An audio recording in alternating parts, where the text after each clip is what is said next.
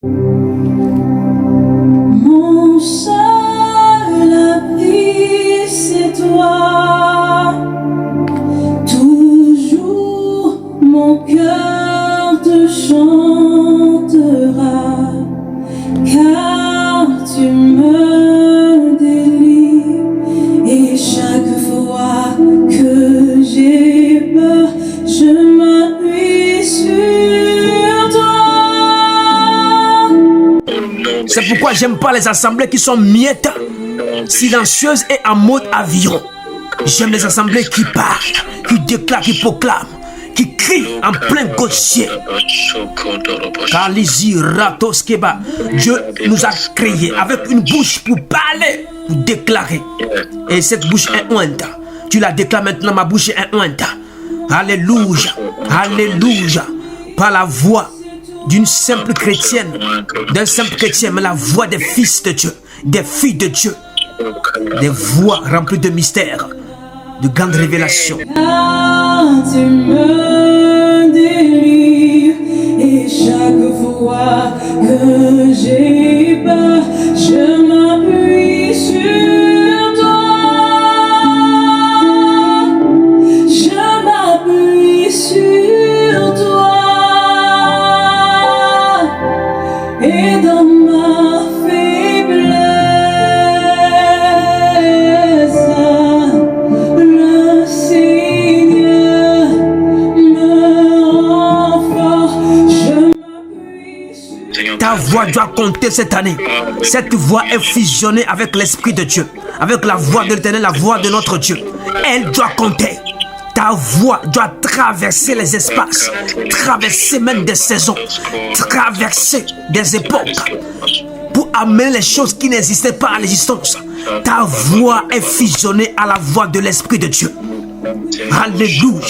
Dans le nom puissant de Jésus. Cette voix, Dieu te l'a accordée. Tes cordes vocales sont changées par le Saint-Esprit. La tonalité, l'intonation, les paroles, l'air même qui sort de ta bouche est rempli de puissance et de feu. La Bible déclare que la voix de l'Éternel fait jaillir des flammes de feu. Seigneur me rend fort. Je vous salue dans le beau et précieux nom de notre Seigneur Jésus-Christ. Voilà, un mardi béni. Voilà, un nouveau mois aussi richement béni. Amen. Donc, l'homme de Dieu, Israël Moussa, a demandé à ce que j'apporte le message. Il revient d'une grande mission au Togo. Nous bénissons le Seigneur pour tout ce qui s'est passé. Il y a eu des conversions, il y a eu des délivrances, des libérations, des miracles, des guérisons, des transformations de cœur. Et beaucoup d'hommes de Dieu l'ont accompagné à accomplir cette mission. Amen. C'est pourquoi il faut travailler en unité de cœur, de pensée et aussi dans les actions. Donc que Dieu bénisse le Togo et bénisse toutes les autres nationalités qui se sont joints à Israël Moussa pour manifester la gloire de Dieu dans les vies. Amen. Voilà. Ok, merci aussi à l'église Yahweh Shama de Marseille qui m'accueille ce soir pour que le Seigneur soit à la fin glorifié. Amen. Ce soir, mon petit thème, c'est laisse agir la voix de Dieu.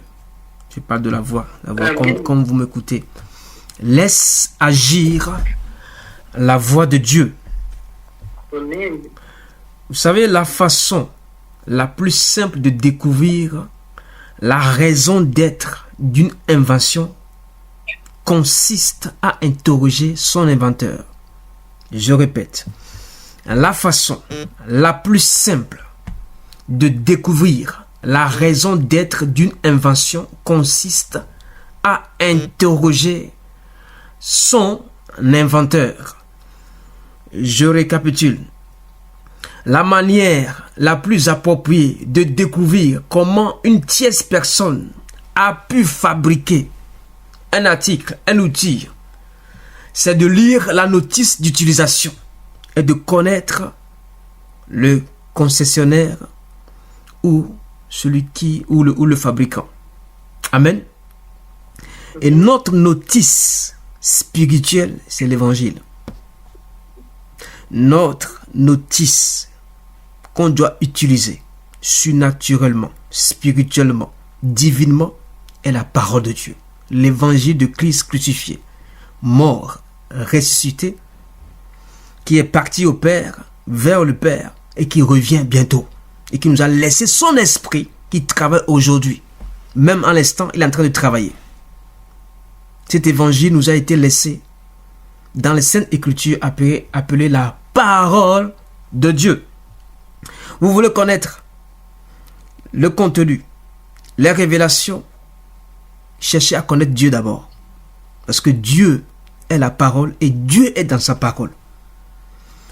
Aujourd'hui, nous remarquons dans nos assemblées que les gens viennent à l'église avec les mains dans les poches, sans un cahier ou un calepin pour noter, un stylo, une Bible en papier. Ils viennent avec les mains dans les poches et ils repartent avec les mains dans les poches. On ne peut pas mémoriser toute une prédication, une exhortation dans la tête. Parce que ce que nous prêchons, c'est à 100%, mais ce qui est retenu par l'auditoire est à 20%. Et à 20%. Donc, il est important de noter quand nous apportons un message inspiré par le Saint-Esprit. Il est important de noter les points clés. Et dans le message aussi, Dieu nous donne encore d'autres messages. Moi, je reçois ma part et toi aussi, tu reçois ta part. C'est pourquoi c'est très important de ne pas négliger ces temps. Nous devons revenir à la base. Et ce soir, j'aimerais encourager une personne. Tu veux connaître le fabricant, le concessionnaire de ta vie, de tes projets, c'est Dieu. Retourne vers Dieu. Il te dira ce qu'il faut. Et souvent, et ce qu'on a remarqué, quand nous payons des articles, des produits, on a telle flemme, telle paresse de lire toute la notice d'utilisation. Parce que des fois c'est long, c'est en d'autres langues, on cherche simplement à le voir dans le français, on le lit vite fait, puisqu'on a l'habitude d'enlever les emballages très vite. Parce que ce n'est pas la notice qui nous intéresse, c'est ce qu'on a payé, c'est ce qu'on a reçu comme colis, c'est le contenu. Mais à côté du contenu, il y a la notice. Normalement, on lit la notice et on visualise. On lit la notice avant de l'utiliser. Mais tellement on est admiratif. On prend le produit, l'article. Ah, c'est ce que j'ai commandé en ligne. Des fois, ce n'est pas la même forme. Ce n'est pas la même image. Ce n'est pas la même taille.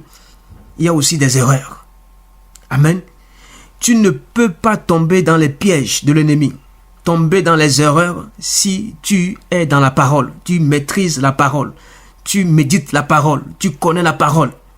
Beaucoup tombent aujourd'hui dans le péché, dans les iniquités, dans la transgression, dans toutes sortes de fragilités, de faiblesses, de lacunes, de médiocrité. C'est parce que ils ne se réfèrent pas à la parole de Dieu.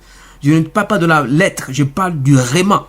Parce qu'il y a d'autres aussi qui abusent en mettant que la lettre. Des fois, la lettre, elle est là, elle est bien écrite. Mais en elle se cache une révélation, une connaissance. Ma prière pour toi ce soir est que Dieu t'amène à se plonger, à être versé dans les Écritures. Comme Apollos. On dit Apollos était versé dans les Écritures. Tu ne peux pas être versé qu'avec la tête. C'est tout ton corps, ton être entier qui rentre dans la parole de Dieu. Est-ce que je parle à quelqu'un ce soir? Dans le nom de Jésus. Le thème, c'est laisse agir la voix de Dieu. Amen. Donc, nous allons lire un passage, une portion dans les Écritures, Psaume chapitre 29, Psaume chapitre 29, versets 3 à 9. Psaume 29, versets 3 à 9. J'aimerais qu'on le lise ensemble. Hein. Psaume 29, versets 3 à 9. C'est pourquoi j'ai demandé à ce que tout le monde ait les Saintes Écritures à côté pour qu'on puisse le déclarer. Même si c'est dans ton téléphone, c'est pas grave, c'est une application, mais vérifie bien l'application que rien, aucun iota n'a été enlevé. Psaume 29, versets 3 à 9. Nous répétons ensemble. La voix de l'Éternel retentit sur les eaux. Le Dieu de gloire fait gronder le tonnerre. L'Éternel est sur les grandes eaux. La voix de l'Éternel est puissante. La voix de l'Éternel est majestueuse. La voix de l'Éternel brise les cèdres. L'Éternel brise les cèdres du Liban. Il fait bondir comme des veaux et le Liban et le Sirion comme de jeunes buffles. La voix de l'Éternel fait jaillir des flammes de feu. Ça, je veux qu'on répète encore. La voix de l'Éternel fait jaillir des flammes de feu.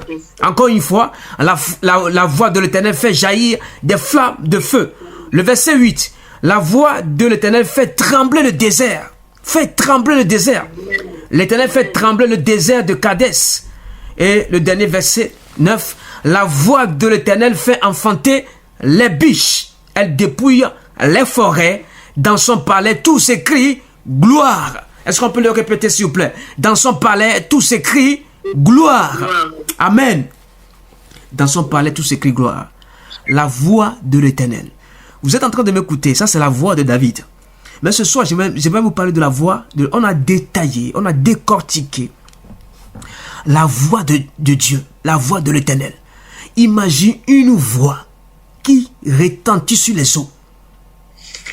On ne parle pas seulement de la mer, on parle des lagunes, on parle de la rivière, on parle des lacs, on parle des fleuves. On dit que la voix de l'Éternel, notre Dieu, retentit. Vous savez, c'est une trompette qui retentit. Ça veut dire que ça a la tonalité, l'intonation, le son d'une trompette. Ça retentit très fort. Et vous savez, le jour où Jésus va revenir, il y a une trompette, il y a un ange qui va sonner de la trompette. Mais on nous dit que cette voix-là retentit dans nos cœurs aujourd'hui. Retentit dans la foule. Retentit dans l'assemblée. Retentit parmi son peuple. Et cette voix, c'est la voix de Dieu. Est-ce que nous écoutons encore cette voix aujourd'hui? Elle n'est pas mélangée, je pense. Elle n'est pas diluée. On ne se pose pas des questions si ça vient de la chair, si ça vient de mon ego, si ça vient de mon cœur, si ça vient de ma tête, de ma pensée, de mon intellect, ou si ça vient de l'esprit. Mais on dit que cette voix brise les cèdres du Liban. Et la voix de Dieu est majestueuse. Comme le chant le dit, majesté, à lui la majesté. Donc Dieu est majestueux. Dans sa gloire, dans son palais. C'est pourquoi cette voix, quand tu l'écoutes, tu marches comme un roi et une reine. La démarche d'un roi est toujours majestueuse. Peut-être cette année, ta démarche a changé à cause des coups de la vie, des difficultés. Mais Dieu te dit que je te redonne une nouvelle démarche. La marche royale. La marche majestueuse. Et cette même voix, qu'est-ce qu'elle fait? Elle fait bondir comme les veaux. C'est-à-dire la joie. Elle apporte la joie. Et ce que j'aime, même les jeunes buffles, la parole de Dieu nous dit que nous aurons la force comme les buffles. C'est-à-dire cette voix te donne et la joie te donne aussi la force.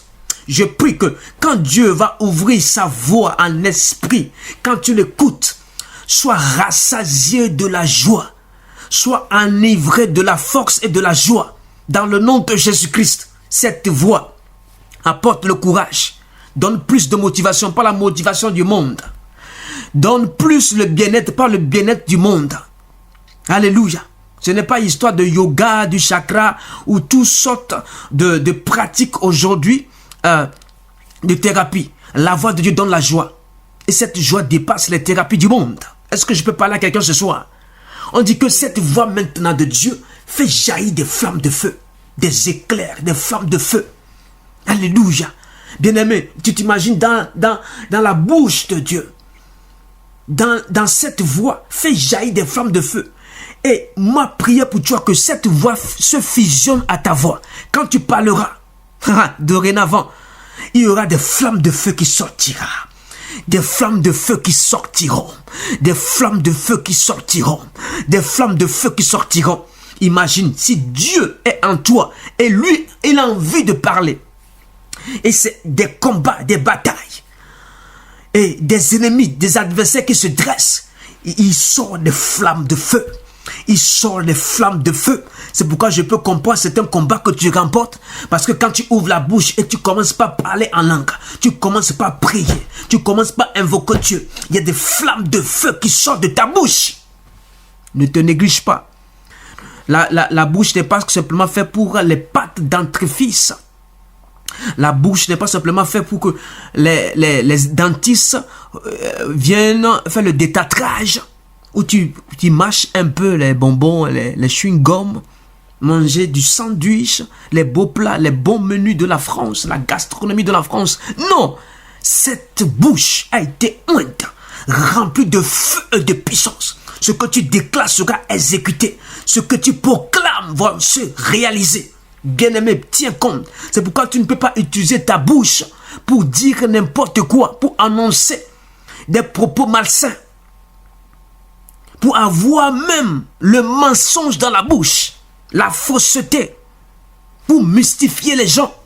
Tu dois être une femme et un homme de vérité. Et ce qui sortira de toi sera véhiculé en branche de vérité, en branche de foi, de courage, de patience, tous les fruits de l'esprit. Parce que les fruits ne sont que sur les branches. De toi ne sortira aucune parole de malédiction, mais des paroles de bénédiction. Est-ce que je peux avancer? La voix de Dieu se fusionne à ta voix ce soir. Dis au Seigneur, je veux que ma corde vocale, l'intonation, la tonalité, même l'air qui sort de ma bouche soit fusionné à ta voix. Que rien qui est de la corde vocale qui sort de ma bouche ne vient de moi. Que tout soit inspiré de toi. Est-ce que tu peux prier maintenant? Inspiré de toi. Que tout ce qui est en moi soit inspiré avant de sortir. C'est pourquoi il va dire, si vous voulez sortir une parole, pesez votre langue 7 fois. 7 fois, le chiffre 7 est le chiffre de la réalisation, de la perfection et le repos. Tu peux sortir la voix de Dieu en toi pour accorder le repos à une personne. Que Dieu t'aide ce soir. La voix de Dieu fait enfanter des biches. Nous sommes des biches qui soupirent près des courants d'eau. C'est-à-dire nous avons soif. Nous avons soif de boire. C'est-à-dire tout ce que Dieu nous a réservé. De boire les conteneurs, de boire les cadeaux, de boire toutes les réserves de Dieu, de boire et d'avaler les ressources, de boire les richesses de Dieu. Et la biche sait que quand elle a besoin, elle part à la source. C'est pourquoi je dis que si vous voulez chercher le fabricant, partez à la source. Vous voulez connaître le concessionnaire, allez à la source. Tous les problèmes que tu as aujourd'hui, toutes les difficultés que tu traverses, les tempêtes, les vents qui souffrent sur ta vie, et tu es tombé dans la dépression, et toutes sortes de traumatismes qui t'embarrassent, maux de tête atroces, manque de sommeil, on dit retourne à la source. La biche soupire à la source, elle regagne les courants d'eau. C'est là, Dieu l'étanche si elle a soif. Dieu lui donne les eaux vives qui coulent du saint trône. Alléluia. Je prie que ces eaux vives coulent du saint trône comme une eau limpide, comme du cristal vers toi. Et que tout ce qui était trou, manquement, soit comblé dans le nom de Jésus. La voix de l'Éternel, notre Dieu. Cette voix fait enfanter des biches. Nous sommes dans le 9e mois d'enfantement. Tu dois enfanter des fils et des filles spirituels cette année. Je parle à ceux qui ont des ministères, ceux qui ont des missions, ceux qui sont dans l'évangélisation, dans l'adoration, dans le prophétique, dans l'apostolique, dans le doctoral, dans l'enseignement. Vous devez avoir des fils et des filles spirituels. Je regrette que des gens ont travaillé et n'ont pas eu de fils et de filles spirituels. Quand je parle sur cela, il y a certaines personnes qui sont contre les pères spirituels. Un père n'accouche pas, mais un père pose la semence. Une mère ne sème pas, elle reçoit la semence. Donc je parle à l'église grand E, féminin et masculin. Femme de Dieu, homme de Dieu, Souvent, nous avons cet adage-là de dire seulement homme de Dieu, homme de Dieu. On a cet orgueil de dire femme de Dieu. Non, Dieu a créé homme et femme. Homme de Dieu et femme de Dieu. Enfantez vos biches. Je dis, les biches ici sont représentées, tout ce qui est projet dans tes entrailles. Tout ce qui est caché dans tes entrailles. Tout ce qui est bloqué dans tes entrailles pendant 9 mois.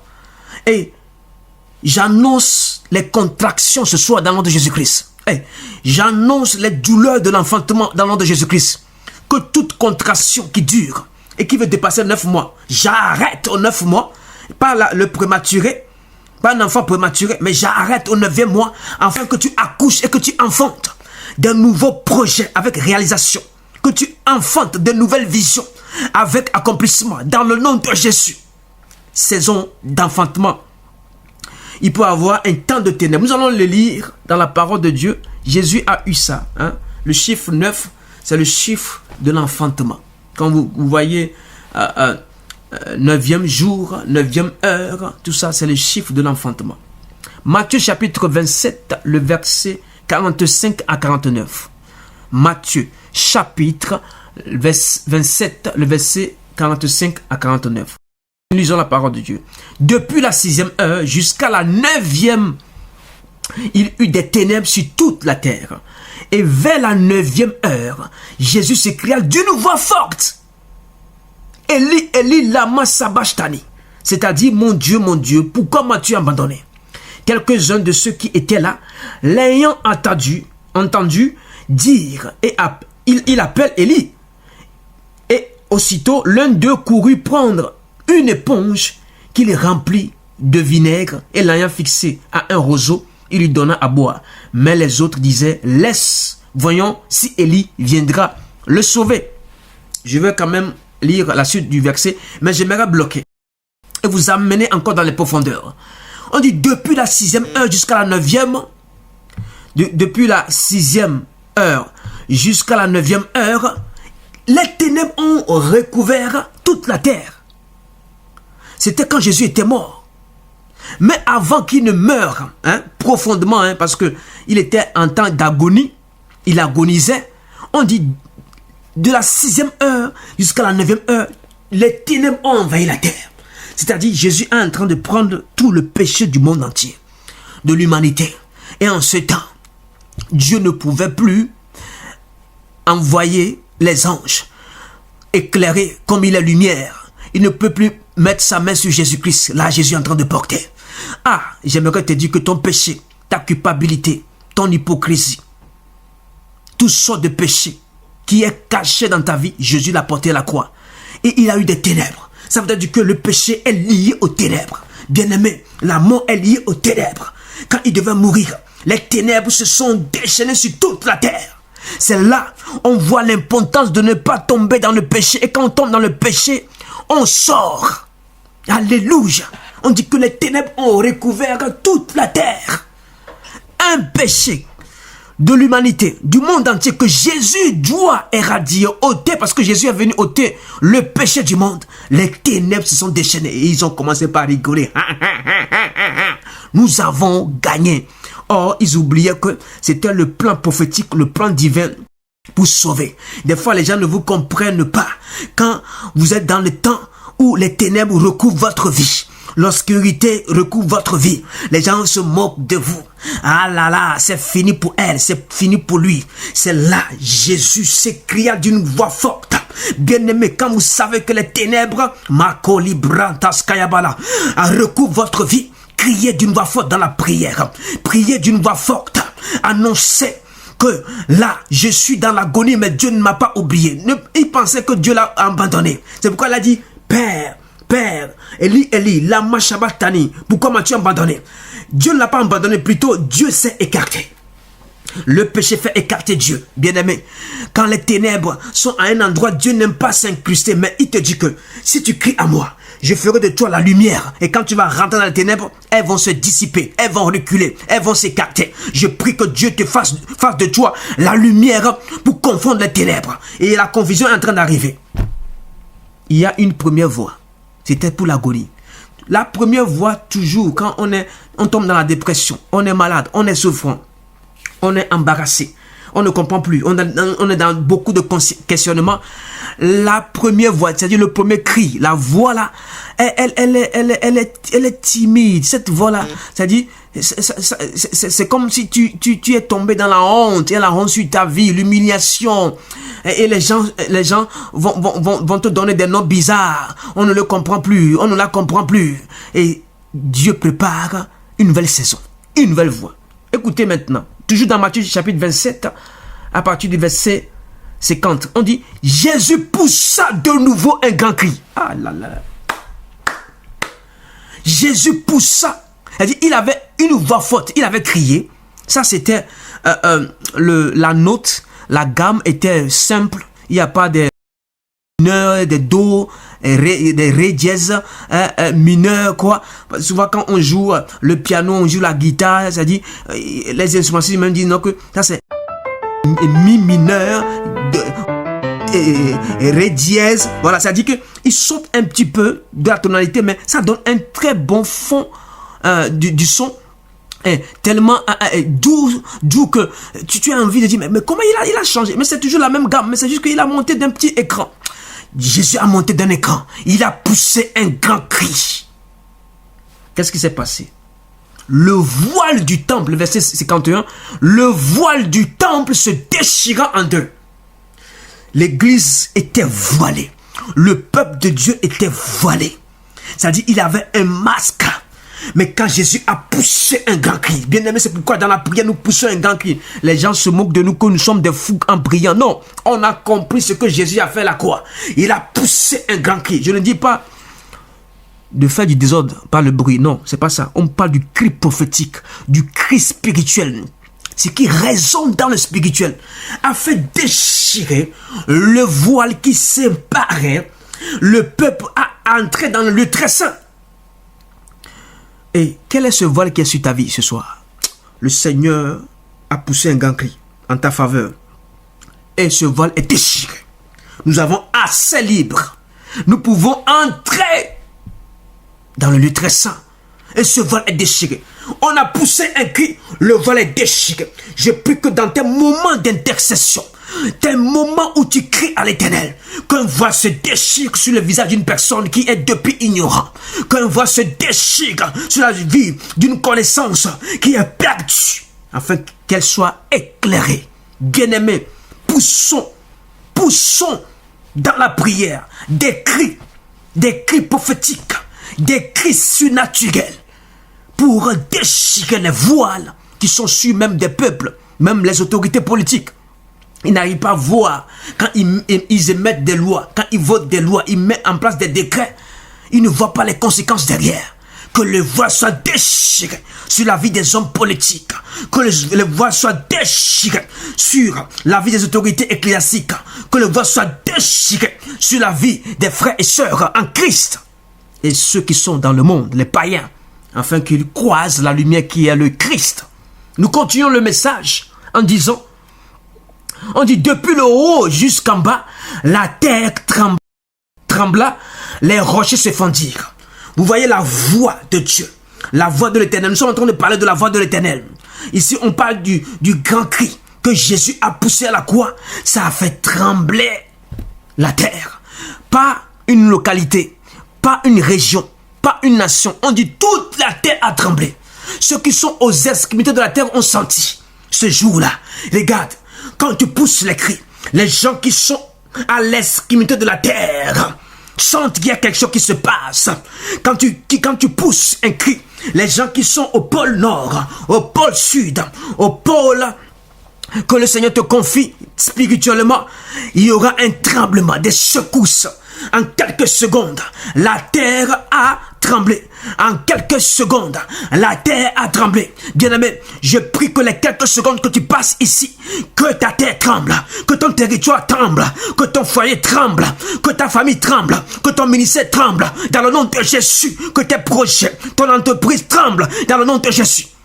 C'est resté dans le statu quo.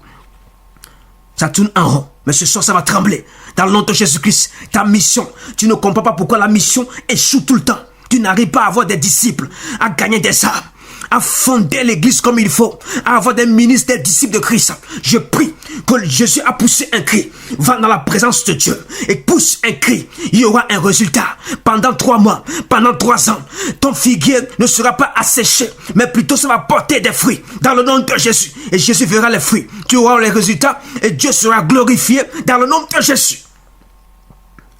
Et ce que j'aime, la voix de Dieu fait ouvrir les sépulcres. Il y a beaucoup de morts qui sont autour de toi. On dit dans le verset 52, les sépulcres s'ouvrirent et plusieurs corps des saints qui étaient morts ressuscitèrent.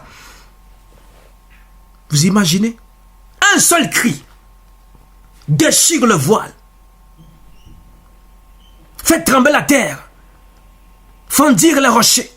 Il ne s'est pas arrêté là, c'est-à-dire il y a une continuité de la voix, c'est-à-dire ça perce, ça perce, ça perce, ça perce. Je prie que ta voix perce au nom de Jésus. Ta voix est fusionnée avec la voix de Dieu, ça perce. Une seule voix, un seul cri en train de percer les rochers, fait trembler la terre. Ce soir, il dit encore que ça ne s'est pas arrêté là. Cette voix a ouvert les sépulcres. C'est-à-dire, on n'a pas demandé l'autorisation aux organisateurs funéraires, à toute organisation funéraire. On n'a pas demandé l'autorisation au cimetière, au tombeau. Une seule voix a ouvert les sépulcres. Je prie que le cri que tu vas émettre pendant ce mois de septembre, 9e mois, on dit la 9e heure, ouvre les sépulcres autour de toi.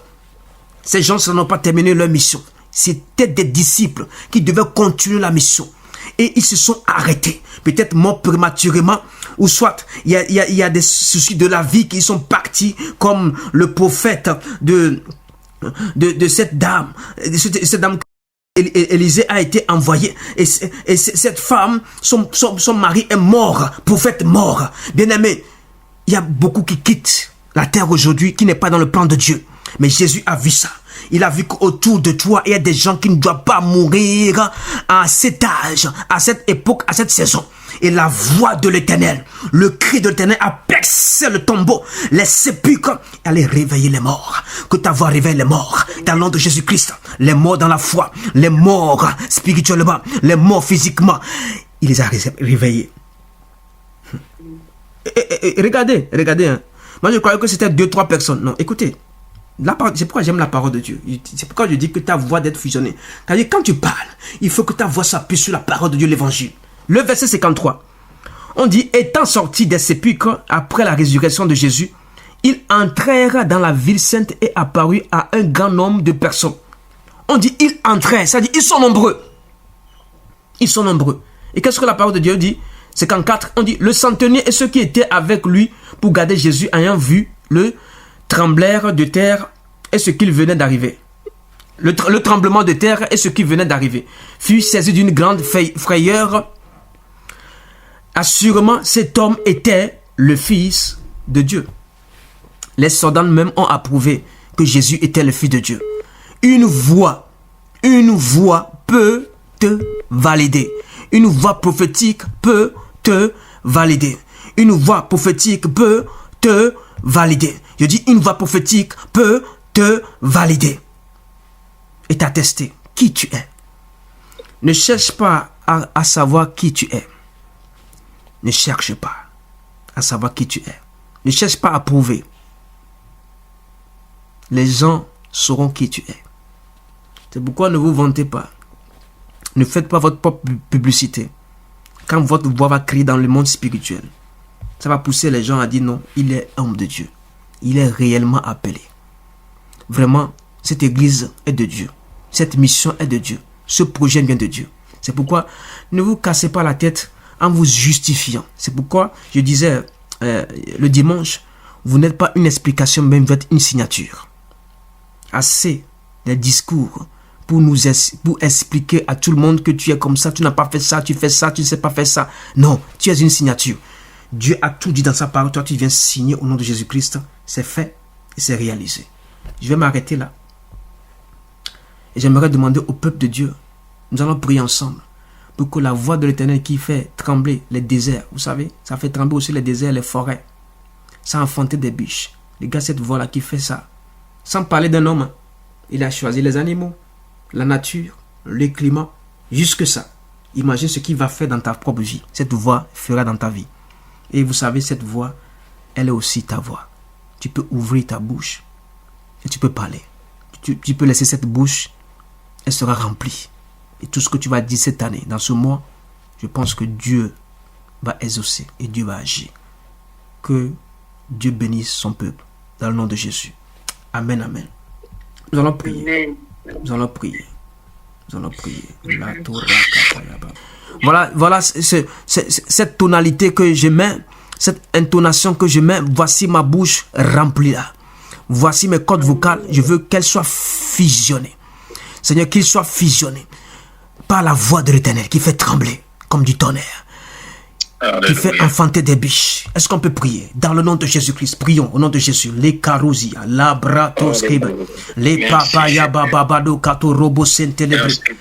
Je ne parle pas de faire du bruit, mais la voix de l'Éternel. Le diable aura peur ce soir. Au nom de Jésus-Christ. L'autorika mezi la maria. Brandeskete bresketa douce.